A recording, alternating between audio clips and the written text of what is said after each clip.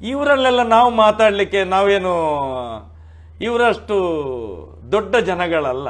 ಅಲ್ಲಿ ಕೆಲಸಕ್ಕಿರೋದು ಇವರೆಲ್ಲ. ಇವ್ರ ಅಪ್ಪಂದಿರಿದ್ರು, ಇವ್ರ ಅಜ್ಜಂದಿರಿದ್ರು, ಇವ್ರ ಅಪ್ಪಂದಿರಿದ್ರು, ಈಗ ಇವರು ಅಂದರೆ ಇದೇ ಬ್ರೋಕರ್ ಕೆಲಸ ಮಾಡ್ಕೊಂಡಿದ್ದವರು ಇವರೆಲ್ಲ, ಮಾಡ್ತಾ ಇರುವವರು. ಇವರ ಬಗ್ಗೆ ಎಲ್ಲ ನಾವು ಜಾಸ್ತಿ ಉತ್ತರ ಕೊಡಲಿಕ್ಕೆ ಹೋಗೋದಿಲ್ಲ.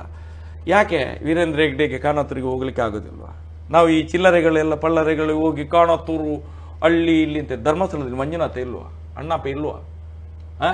JCB ತಂದು ಮಗ್ಚಲಿಲ್ಲ ಆ ದೇವಸ್ಥಾನವನ್ನು ತೆಗಿಲಿಲ್ಲ. ಇವರಿಗೆ ನಂಬಿಕೆ ಇಲ್ಲಲ್ಲ. ಸನಾತನ ಹಿಂದೂ ಧರ್ಮಕ್ಕೆ ಮಾಡಿದಂತ ಅಪಚಾರ ಇದು. ಇಡೀ ಹಿಂದೂ ಸಮಾಜ ಯೋಚನೆ ಮಾಡಬೇಕು ಇವತ್ತು. ಇವ್ರು ಹೇಳ್ತಾರೆ ಇವರ ಧರ್ಮದ ಬಗ್ಗೆ ಅತ್ಯಾಚಾರ ಮಾಡಿ ಇವರ ಮೇಲೆ ಮನೆಯವರು ಕೇಸ್ ಕೊಟ್ರೆ ಇವರಿಗೆ ಇದು ನೋವಾಗ್ತದೆ. ಇವರ ಅಷ್ಟು ಪಾವಿತ್ರತೆ ಇದ್ದಂತ ದೇವಸ್ಥಾನ, ಅಣ್ಣಪ್ಪ ಮಂಜುನಾಥ ಇದ್ದಂತ ದೇವಸ್ಥಾನವನ್ನು ಬಿಟ್ಟು ಇವರು ಕಾಣತ್ತೂರಿಗೆ ಅಂತ ಹೇಳ್ತಾರಲ್ಲ. ಕಾಣತ್ತೂರಿನಲ್ಲಿ ಅಲ್ಲಿಂದ ದೊಡ್ಡ ಶಕ್ತಿ. ಈಗ ಮಂಜುನಾಥನಿಗಿಂತ ಅಣ್ಣಪ್ಪನಿಗಿಂತ ದೊಡ್ಡ ಶಕ್ತಿ ಕಾಣತ್ತೂರಲ್ಲಿದೆ. ಸರಿಯಪ್ಪ, ವೀರೇಂದ್ರ ಹೆಗ್ಡೆ ಬರಲಿ. ತಾವು ಧರ್ಮಸ್ಥಳಕ್ಕೆ ಬಂದ್ರೆ ಬ್ರಹ್ಮಕಲಶ ಮಾಡಬೇಕು ಅಂತ ಹೇಳ್ತಾರೆ. ಅದೇ ಹೇಳುವುದು ನಾನು. ನನಗೆ ಅದು ಬಹಳ ಖುಷಿ ಆಯ್ತು ಅವ್ರು ಹೇಳಿದ್ದು. ನಾನಿಲ್ಲ ಒಂದ್ಸಲ ಅಲ್ಲಿಗೆ ಹೋದ್ರೆ ಈಗ ನಾನು ಮನಸ್ಸು ಮಾಡಿ ಈಗಲೂ ಹೋಗ್ತೇನೆ. ಆ ಪಾಪಿಗಳ ಇದಕ್ಕೆ ಕಾಲು ಹಿಡಿದಿಲ್ಲ ಅಂತ ಕೂತದ್ದು. ದೇವರು ಬೇಡ ಅಂತ ಹೇಳಿ, ಧರ್ಮ ಬೇಡ ಅಂತ ಹೇಳಿ ಕೂತವನಲ್ಲ. ಈಗ ಇನ್ನೊಂದ್ಸಲ ಧರ್ಮಸ್ಥಳದಲ್ಲಿ ಬ್ರಹ್ಮಕಲಶ ಆಗ್ಬೇಕಂತ ಹೇಳಿದ್ರೆ ನಾನು ಹೋದ್ರೆ ಆಯ್ತು, ಅಲ್ಲಿ ಬ್ರಹ್ಮಕಲಶ ಆಗ್ತದೆ, ಪಾವಿತ್ರ ಆಗ್ತದೆ ಆ ದೇವಸ್ಥಾನ ಅಂತ ಹೇಳಿದ್ರೆ ನನ್ಗೆ ಹೆಮ್ಮೆ ಅಲ್ವ ಸ್ವಾಮಿ ಅದು.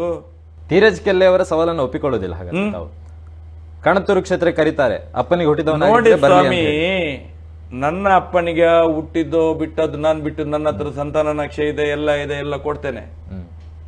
ಇವರು ಧರ್ಮಸ್ಥಳದಲ್ಲಿ ಇದ್ದದ್ರಿಂದ, ಅಲ್ಲೇ ಹುಟ್ಟಿ ಬೆಳೆದದ್ರಿಂದ ಇವ್ರು ಯಾರಿಗೆ ಹುಟ್ಟಿದ್ರು ಅಂತ ಹೇಳಿ ಫಸ್ಟ್ಗೆ ಸಂತಾನ ನಕ್ಷೆ ಮಾಡಿಸ್ಕೊಳ್ಳಿ. ಇವರು ನಾನೊಬ್ನನ್ನು ಪ್ರಶ್ನೆ ಮಾಡಬೇಕಾದ್ರೆ ಅವನ ಹತ್ರ ಒಂದು ಸಂತಾನ ನಕ್ಷೆ ಇರಬೇಕಲ್ಲ.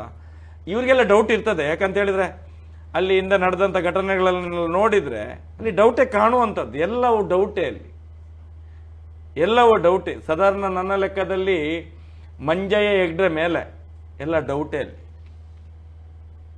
ನಿಮಗೆ ಬೇಕಾದ್ರೆ ಇನ್ನು ಸತ್ಯದ ಅನಾವರಣ ಆಗ್ಬೇಕಾ, ಧರ್ಮ ಕಾಣಬೇಕಾ, ನಿಮ್ಮನ್ನು ಧರ್ಮಸ್ಥಳದಲ್ಲಿ ಸುತ್ತಿಸ್ತೇನೆ ನಾನು.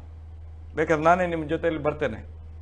ನೋಡಿ ಅಲ್ಲಿ ಮನೆಗಳಿಗೆ ಹೋಗಿ ಯಾವ ಮನೆಯಲ್ಲಿ ಯಾವ ರೀತಿಯು ಇವತ್ತು ಹೇಳ್ತಾರಲ್ಲ, ಧರ್ಮಸ್ಥಳದಲ್ಲಿ ಇದ್ದವರು ಚೆನ್ನಾಗಿ ಬದುಕಬಹುದು ಮಾರ, ಅವ್ರಿಗೆ ಭಯಂಕರ ಒಂದು ನೋಡಿ. ನೀವು ಅಲ್ಲಿ ಹೋಗಿ ಒಂದ್ಸಲ ನೋಡಿದ್ರೆ ಗೊತ್ತಾಗ್ತದೆ. ಆ ಅಶೋಕ್ ನಗರ, ಆ ಬೇರೆ ತಿಲಕ್ ನಗರ, ಆ ಏರಿಯಾ ಈ ಏರಿಯಾ ಎಲ್ಲ ನೋಡಿದ್ರೆ ಪಾಪದವ್ರದ್ದು ಎಷ್ಟು ಏನಾಗಿದೆ, ಮುಳಿಕಾರ್, ಆ ಎಲ್ಲ ಪ್ರದೇಶ